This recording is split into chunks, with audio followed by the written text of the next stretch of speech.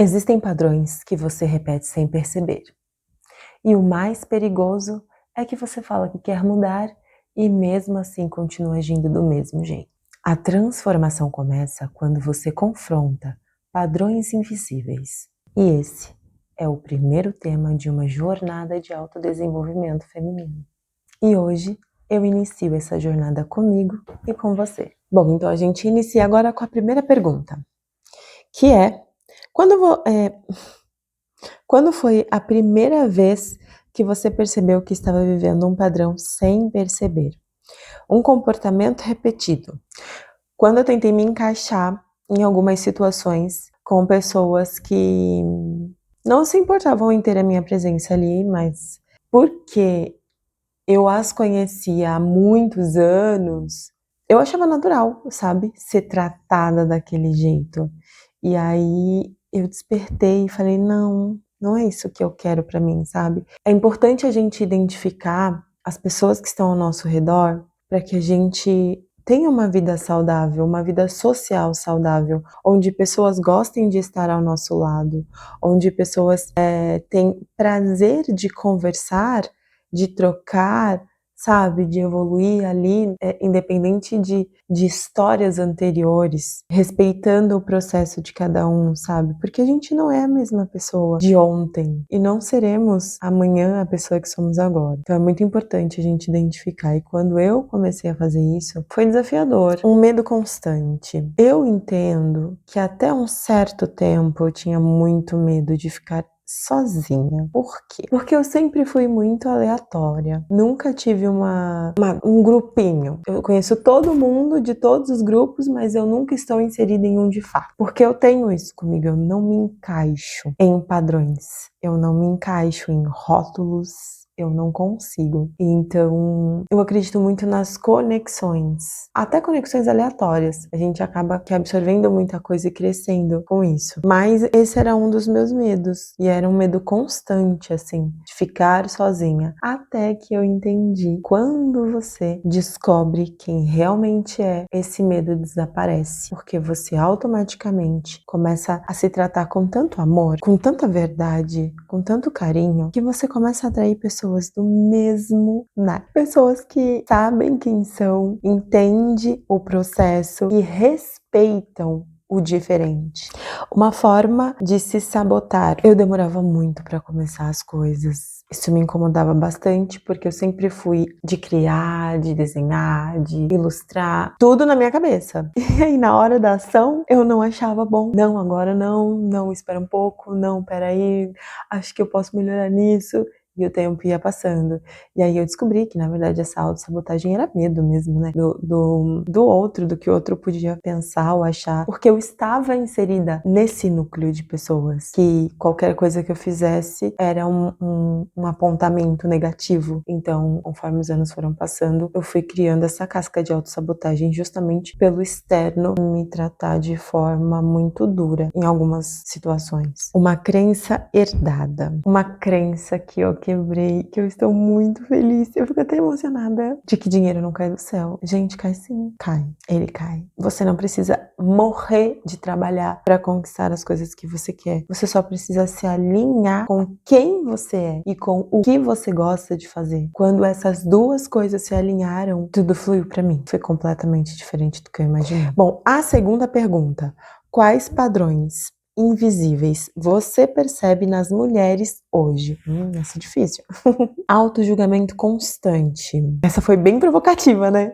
Porque é realmente esse autojulgamento, na verdade, que eu me colocava. Hoje não mais. Hoje eu me trato com muito carinho, com muito amor, com muito respeito, mas sim, esse autojulgamento era constante. Até meses atrás. Nada era bom, eu tinha que melhorar, eu tinha que estudar mais, eu tinha que ler mais, eu tinha que me forçar mais. E aí eu lutava com a procrastinação e lutava com o perfeccionismo, e aquilo me corroía por dentro e eu não tinha resultados, e o tempo ia passando e eu e eu ficava para trás. Muitas vezes eu chegava a montar toda a ideia, montar estratégias incríveis, agendas, e na hora de tirar do papel, eu não tirava. E eu não tirava justamente por isso, porque eu me julgava muito. Esse auto-julgamento era de que eu não era boa o suficiente pra fazer aquilo, sabe? Foi muito dolorido essa época, mas passou.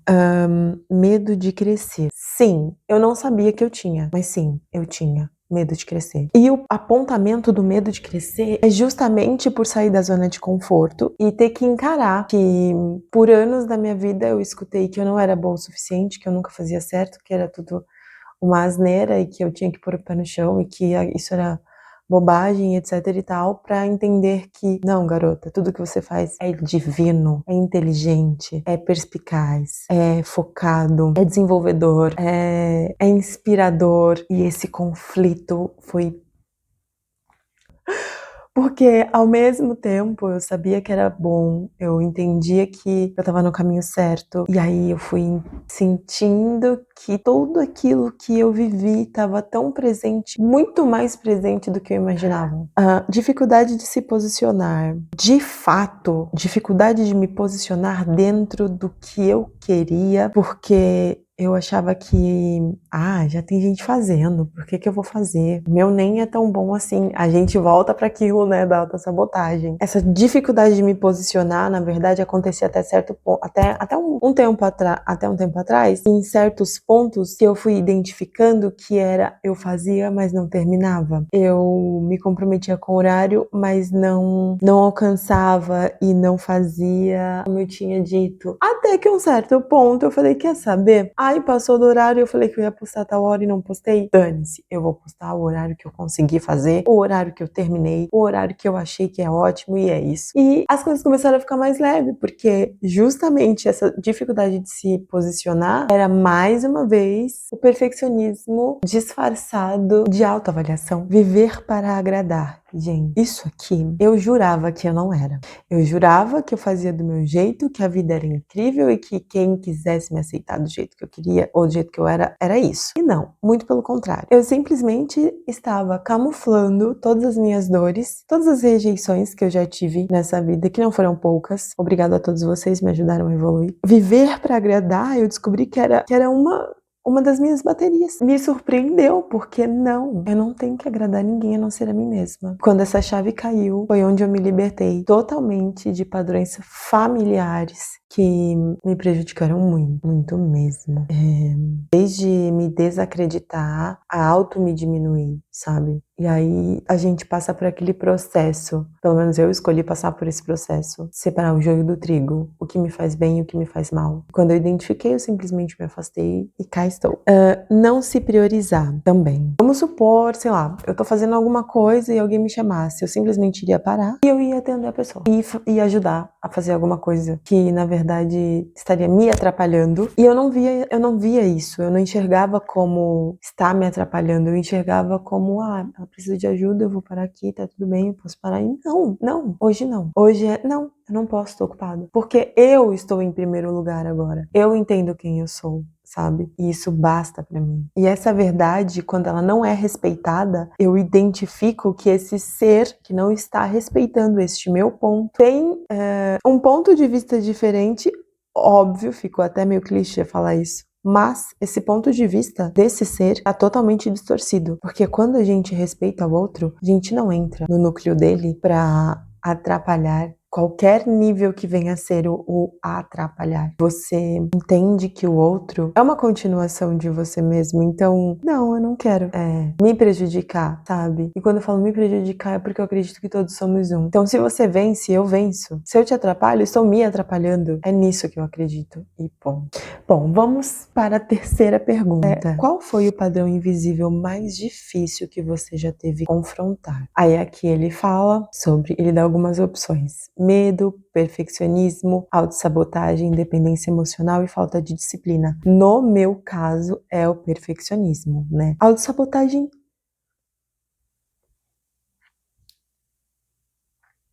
Uma pausa longa.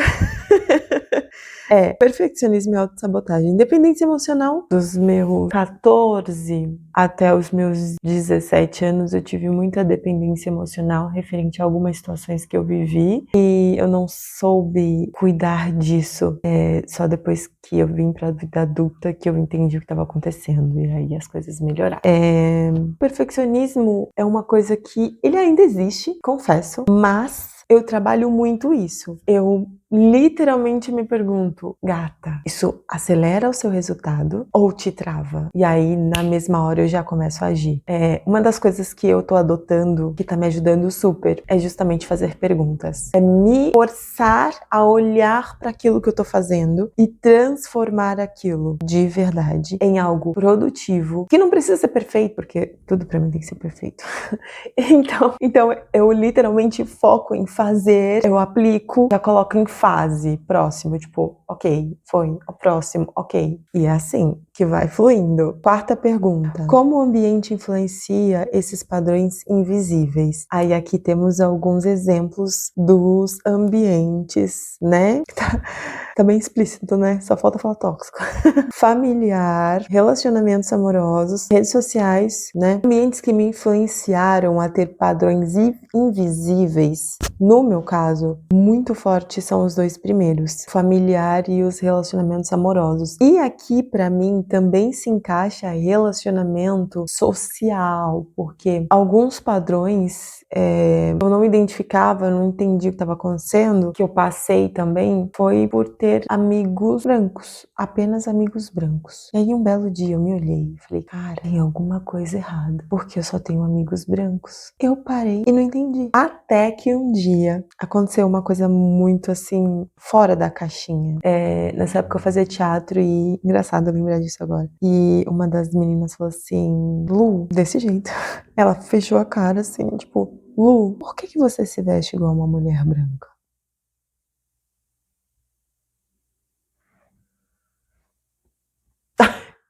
Oi?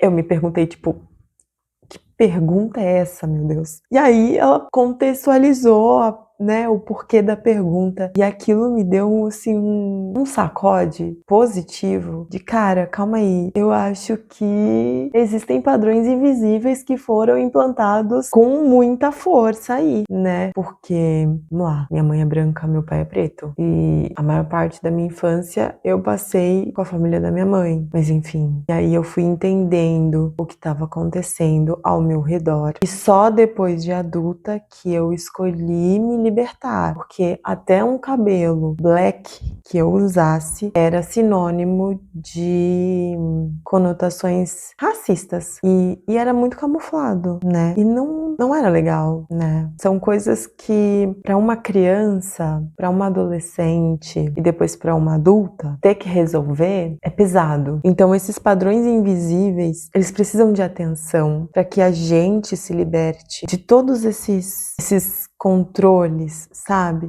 Essas linhas que estão amarradas na gente, que são linhas invisíveis, mas que pesam, que machucam, que maltrata, que aperta, que é desconfortável. E quando a gente entende, a gente não quer mais. Só que o detalhe é como sair de algo que você não sabe nem por onde entrou. Você não entende como isso foi colocado de forma tão sutil a ponto de você se diminuir ou não querer usar o seu cabelo enrolado ou você duvidar de que realmente você é bonita por conta da cor da sua pele. É muita coisa envolvida, então sim, os ambientes causaram muitos padrões invisíveis. Pra mim foi esse, familiar. E o relacionamento amoroso também, que é colocar à prova, né? É tipo, mulher preta X, mulher branca 2X. Enfim, não vamos entrar em algo tão profundo agora. Vamos seguir. Quinta pergunta. Quais emoções repetidas você percebe que mantém as mulheres presas? Aí aqui tem algumas. Ansiedade, culpa, medo, insegurança, sensação de insuficiência. Gente, sendo bem sincera. É a insegurança, a ansiedade e a sensação de insuficiência. Porque a ansiedade, você tá preocupada com algo que ainda nem chegou. E muitas das vezes essa ansiedade, ela tá ligada a relacionamentos caóticos, fazem você perder totalmente a sua identidade, a sua razão, a sua emoção, ela fica descontrolada, a sua dependência emocional tem um pico, você não tem mais controle sobre quem você é, sobre o que você pensa, sobre o que você quer. Você acredita que aquele relacionamento foi feito pra você e tem que dar certo. E algumas mulheres, eu noto, têm a síndrome da salvadora, né? E é muito importante a gente entender. Quando a gente tá num relacionamento, se esse relacionamento ele não for equilibrado, se não for justo, se não for verdadeiro, a ponto de tranquilizar ambas as partes, não apenas uma, não vale a pena, porque é muito tempo gasto e muita energia gasta em algo que não vai te trazer absolutamente nada. Então temos que prestar atenção em tudo isso, para que daí então faça sentido ter e ser uma pessoa dentro de um relacionamento próspero, que é justo, que é enriquecedor, sabe? Se não for assim, não tem muito sentido para mim. A insegurança ela tá dentro de algo como não se olhar no espelho. É uma coisa banal, né? Mas sim. Quantas vezes eu me olhei no espelho realmente? Antes de todo o processo que eu vivi, nunca. Eu acho que eu nunca parei pra olhar de verdade e entender o quão admirável eu sou. E justamente por conta de N coisas que aconteceram ao derredor. E normalmente são coisas com pessoas muito próximas. Muito próximas. E aí eu coloquei na balança e entendi que era hora de me emancipar, sabe? De toda aquela coisa, toda aquela situação que estava acontecendo e me corroendo. Sexta pergunta. Você já percebeu que muitas vezes queremos mudar, mas mantemos o comportamento? Aí aqui ele dá alguns exemplos, né? Quer disciplina, mas não cria rotina. Quer crescimento, mas evita desconforto.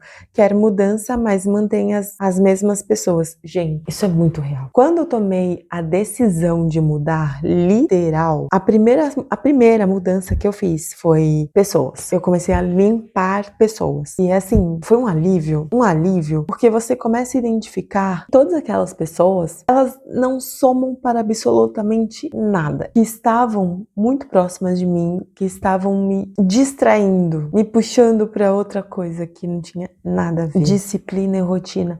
Não, eu trago isso comigo, eu trago essa disciplina, essa rotina, apesar de brigar um pouco com a minha procrastinação. Mas eu entendo que quando a gente tem essa noção de que, quero muito chegar até ali, então eu vou me influenciar positivamente, me falando coisas bonitas, me lembrando de situações incríveis que eu passei, apliquei, tive resultados bons e posso considerar que venci aquele episódio, aquele momento, aquela situação que eu vivi. Desconforto, olha, desconforto? Não. Quer crescimento, mas evita desconforto. Não, eu nunca evitei desconforto. Muito pelo contrário. Deixa eu arrumar a câmera.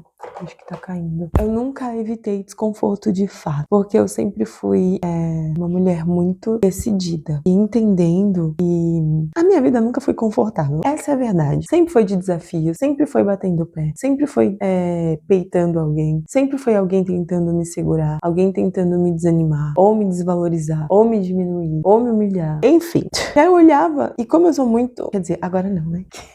Que agora eu já sou uma mulher, né? Mas naquela época, como eu era uma garota, impetuosa, cheia de vida, agora eu tenho muito mais, porém, muito mais vida com energia direcionada. E naquela época não, eu era uma garota que procurava respostas em tudo, em todos, e eu lembro que muita gente me peitava, e aí eu usava, sem saber que eu estava fazendo isso, eu usava como combustível. Então esse desconforto ele sempre existiu, e então tem uma hora que você começa a entender que sempre foi desconfortável, agora que eu tô tendo resultados, é ótimo, então assim, continuo identificando o desconfortável, porém agora eu direciono para ter resultados resultados. E aplicar isso conscientemente é muito, muito incrível. Porque você entende que você evoluiu e consegue identificar o ponto. Próxima pergunta. O que você mudou, o que mudou na sua vida quando você começou a agir com intenção diária? Rotina, organização mental, tempo consigo mesma, estudo e autodesenvolvimento. Aqui tá ao contrário, né? Porque o que é mais importante pra mim? O meu autodesenvolvimento. Então, eu prezo muito isso dentro da minha rotina. Então, acaba que a rotina, ela se torna um viés pro que realmente eu quero. Porque quando eu vejo que é uma semana caótica, eu literalmente retiro coisas que não são necessárias. Na verdade, são. Mas sabe aquela coisa do 2 pesos e 2 medidas? Onde você quer chegar? E eu acredito que quando você se desenvolve, você tem insights melhores. Então não adianta você querer criar, sei lá, um livro, aí você estuda, lê e olha técnicas e como que faz, e quem já fez, quem vai fazer, quem tá fazendo, se conecta e começa a fazer o seu e não tem a base, sabe? Que é o autodesenvolvimento interno, que é quando você para e fala assim, pô, eu quero chegar ali. Quem foi as pessoas que chegaram ali? O que elas viram? O que elas estudaram, sabe? O que mais, além do que eu estou vendo, pode ser transformado? O que eu posso fazer para ser diferente ou autêntico, enfim? E a autenticidade, para mim, é a naturalidade de ser quem você é e trazer essa verdade de forma justa, clara e sem pressão. Porque uma das coisas que eu noto é que hoje eu trabalho, pra mim, me respeitando, sem pressão nenhuma. E isso é o mais importante e pra mim é o que é mais valioso, assim, real. Quando você não se julga, não se aponta, não pressiona, você apenas se olha e fala, cara, que mulher incrível que você é. Você foi lá, estudou, fez, criou, aplicou, tirou, retirou, mudou, voltou. E é isso. Eu amo você, continua assim. E hoje, essa realidade de eu me educar assim é justamente porque eu falava totalmente o contrário. Totalmente. Por anos eu aprendi a me ferir porque eu estava vendo as pessoas fazendo isso o tempo todo. Nona resposta. Pergunta. Pergunta 9. O que você acredita que é a maior mentira que as mulheres acreditam hoje? Aí aqui tem alguns exemplos. Que não são capazes, que precisam esperar, que já é tarde, que precisam estar prontas. Gente, aqui pra mim é o principal. Que precisa estar prontas. Eu me coloco nessa posição. Porque até um tempinho atrás, eu não acreditava que era possível justamente por não estar pronta. E assim, lendo milhões de coisas, assistindo milhões de coisas, buscando milhões de formas de criar, de aplicar. Mas eu não acreditava porque eu não tinha X resultado, eu não tinha X equipamento, eu não tinha X situação. Gente, eu perdi tanto tempo. Aí fala, nossa, não, a gente não perdeu nada. Não, a gente perde sim. Não se engane. A gente perde sim. E tá tudo bem perder. Porque também é uma escolha. É uma forma de se expressar. Pô, não vou fazer, não tô pronto. Ei, não faz, não tá pronto. Mas saiba que é um tempo que não volta e que você escolheu isso. Então a gente tem que ter o discernimento dele. O que eu tô vivendo hoje é o que eu sonhei pra mim ontem. E aí chegar aqui no agora, falar, cara, eu errei, não era isso. Mas ok, fiz o meu melhor com o que eu tinha de consciência naquele momento. E é por isso que vem aquela questão do autodesenvolvimento. Porque aí a gente foca, direciona, cria, aplica e automaticamente começa a caminhar. Mesmo que a passos lentos, que normalmente acontece, que é super natural, até pegar um embalo. O importante é continuar sempre. A última pergunta é, se uma mulher começar hoje, o que ela deve fazer primeiro? Bom, pra identificar padrões, a gente precisa estar muito atenta. Se observar, se entender, se permitir, estar presente, realizar sonhos, realizar desejos, colocar em ação aquilo que a gente quer muito, tirar um tempo pra você, sabe? Um tempo único de leitura, um tempo pra silenciar, um tempo pra se olhar no espelho e dizer coisas bonitas, um tempo de realizar coisas que você tanto gosta, como o meu canal, por exemplo, que eu amo essas fotos. E, inclusive, hoje, né, como é o primeiro episódio da segunda temporada, hoje a foto é da Oprah Winfrey. E, assim, criar as coisas e tirar do papel, pra mim, não tem palavras. É muito maravilhoso. Estudar também. Estudar é uma coisa pra mim, é muito crucial. É como eu falei, a minha rotina gira em torno do meu autodesenvolvimento, da minha forma de me desenvolver em aplicar, em fazer, em ação. Porque eu notei o quê? Que eu tinha um padrão de criar, mas não tirava do papel. Eu não fazia, eu não agia. Organizar pensamentos, que aí entra nisso, né? De se auto-organizar mentalmente pra não se sabotar e não recuar depois de ter criado um projeto incrível. E eu fiz isso muitas vezes. Agir diariamente, gente. Essa eu deixei por último. Justamente porque agir diariamente não só te leva pro sonho que você tanto quer, como te conecta com pessoas no caminho. Porque o mais importante é o processo e não somente a chegada, entende? A chegada também é importante. O pódio também é importante. O prêmio também é muito importante. Mas não ser a única coisa que pode ser almejada nesse processo que é tão lindo, né? Que tem começo, meio e fim. Melhor, meio. E a gente continua, né? Termina e vai pra um outro. Bom, e eu deixo agora uma frase pra encerrar com muito carinho. Obrigada por me escutarem. Espero que vocês tenham gostado. E a frase final é: o futuro não existe. O que existe é o que você está pensando agora. E isso é exatamente o que você vai viver. Amém? Obrigada. É isso, gente. Espero que vocês tenham gostado. Um bate-papo. E amei mostrar um pouquinho de quem eu sou pra vocês.